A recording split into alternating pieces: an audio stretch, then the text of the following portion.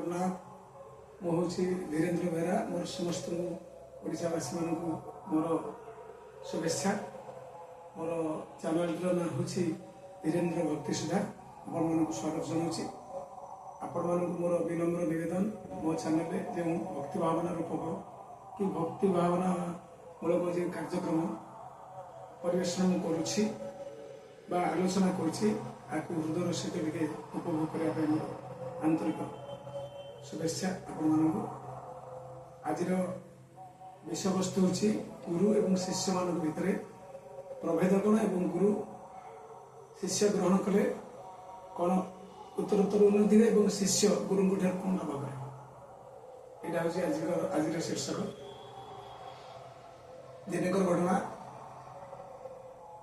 प्रभु षोलकाल एक काल में जन्म होता प्रभु कृष्ण और सुदामा बाल्यकाल बहुत थिले सांग माने एमती सांग थिले जहाँफल कि कृष्ण मुहूर्ते न देखिले सुदामा को व्यतिव्यस्त हो पड़ते और सुदामा मुहूर्ते न देखिले कृष्ण को से व्यतिव्यस्त हो पड़ते। किछि दिन अंते गुरुगृह को शिक्षा लाभ करने प्राय समस्त शिष्य मैंने जाते संदीपन आश्रम को। संदीपन आश्रम जो उभय शिक्षा ग्रहण करुले कृष्णकर दायित्व थिला गुरुदेव गुरु रक्षक कार्य करने एवं सुदामर दायित्व थिला तुलसी तोड़वा एवं आश्रम ओड़ापड़ा करवा यू कार्यक्रम लिप्त थे उभय। एनाकर घटना ऋषि दुर्वासा आसी पहुंचले और भिक्षा मांगे गुरुपत्नी की भिक्षा मागे तो गुरुपत्नी रोकठोक मना करदे भिक्षा किसी आज आश्रम ना किंतु दुर्वासा जापारे जे नखदर्पण मध्यम जे आश्रम भिक्षा दुई पुड़िया चना अच्छी अथच तुम्हें मत मना कल मु तुमको कहूँ ये चना को जे उपभोग कर दरिद्र हो एक कही दुर्वासा बाटे चलीगले और गुरुपत्नी उपयुक्त समय 8टा 9टा समय खाया दिखती शिष्य मान से समय से कौन कले दुईटी पुड़िया दे सुदाम हस्त पठेले जंगल जो प्रभु कृष्ण गुरुदेव गोधन चारण करती आश्रम से जगह पहुँचले और गोटे पुड़िया हूँ प्रभु कृष्णकर आ गोटे पुड़िया सुदाम जो दुर्वासा अभिशाप देते कथा तुलसी तोड़ा समय बाजी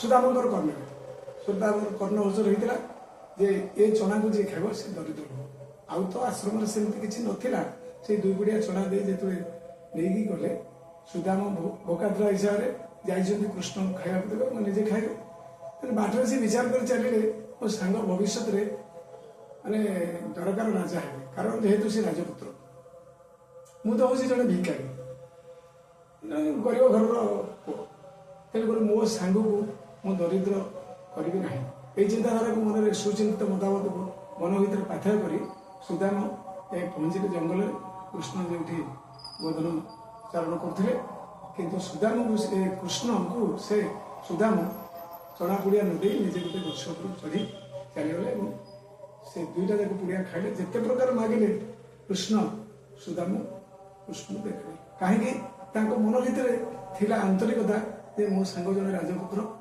सी लक्ष्य राजार मौड़मणि हम केते प्रजा निर्भर करेंगे तेणुक मुझे चना खाई मु दरिद्र है सबुदिन तेरे दुख ना कि सांग के दुख न पातु कि दरिद्र न हो ये चिंताधारा मन भर थे। कृष्ण से सुदाम को कहले तुम एमती सब मागि खाओ सांग बोली से छड़े कहले जे तुम एमती मो चना छड़े खाईदेल सेमती तुम सब मागि खाओ। कृष्ण गोटे चिंता कर पारे जे मो सांगर महत्वपूर्ण कौन थी और मो सांग कौन मत मना करुले एक कथाटा कृष्ण बाल्य समय जापारे तेणु से कृष्ण दिन दुपति दरकार राजा हेले और सुदाम सेमती दरिद्र रही चलिए कि सांग कौन करे समाज कि शिक्षा आ भर अच्छी प्रत्येक सांग चिंता करने दरकार बाल्यकाल जो मैंने सांगसाथी थे से किसी चिंता करा दरकार सांग गोटे सांगर महत्वपूर्ण कौन रहा आवश्यक। ତାପରେ ସେ ତ ସମୟ କାଳର କରାଳ ଛାଡ଼ି ପ୍ରକୃତି ବିଷର୍ଣ୍ଣା ସମୟ ଗଢ଼ି ଚାଲିଥାଏ। ଭବିଷ୍ୟତରେ ଦ୍ୱାରକାର ରାଜା ହେଲେ କୃଷ୍ଣ ଏବଂ ସୁଦାମ ସେମିତି ଦରିଦ୍ର ଦୁଃଖୀ ସେମିତି ଭିକ୍ଷାବୃତ୍ତି କରି ବହୁତ ଦୟନୀୟ ଅବସ୍ଥାରେ ତାଙ୍କର ଦିନ କାଟିଥିଲେ।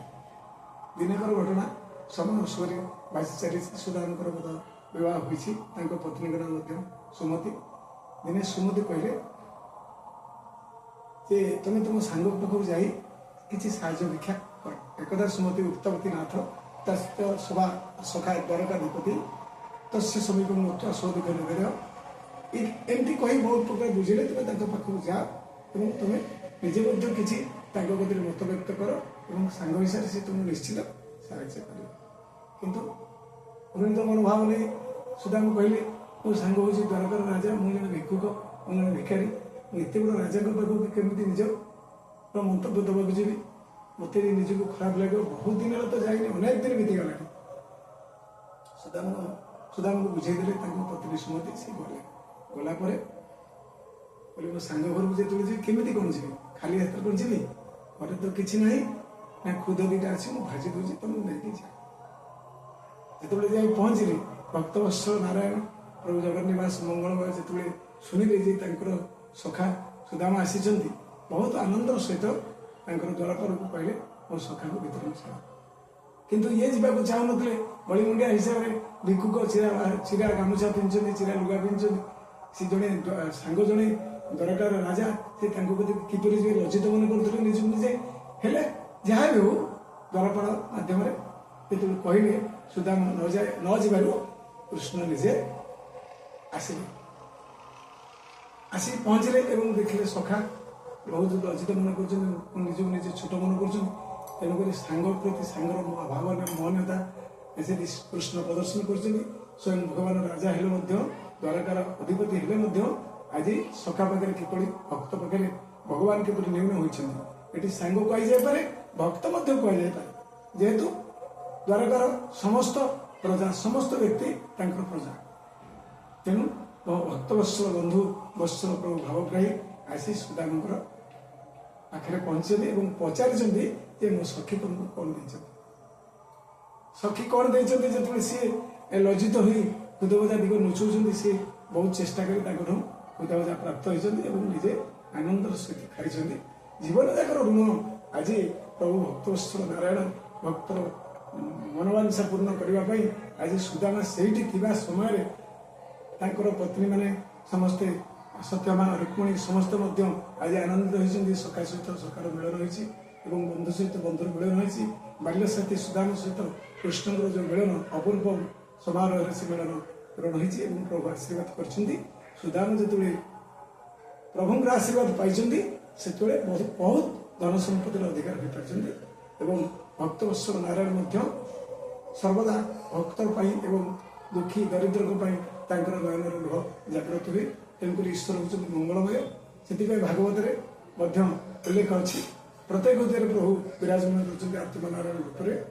ତେଣୁ କୃଷ୍ଣ ସୁଦାମଙ୍କର ଯେଉଁ ମନୋଭାବକୁ ଆଜି ବୁଝି ନିଜର ସମାଜ ପାଇଁ, ଏ ସଂସାର ପାଇଁ ଯେଉଁ ଦିଗ୍ଦର୍ଶନ ଦେଇଛନ୍ତି, ଆଶା କରୁଛି ଏହି ଦିଗ୍ଦର୍ଶନ ସମସ୍ତଙ୍କ ପାଇଁ ଫଳପ୍ରଦ ଏବଂ ସମସ୍ତଙ୍କ ଏହାର ମୂଲ୍ୟାୟନ କରିବା ପାଇଁ ମୋର ଭଗବାନଙ୍କ ନିକଟରେ ପ୍ରାର୍ଥନା ଏବଂ ସାଙ୍ଗ ପ୍ରତି ସାଙ୍ଗର ଭକ୍ତିଭାବନା ରଖିବା ଉଚିତ।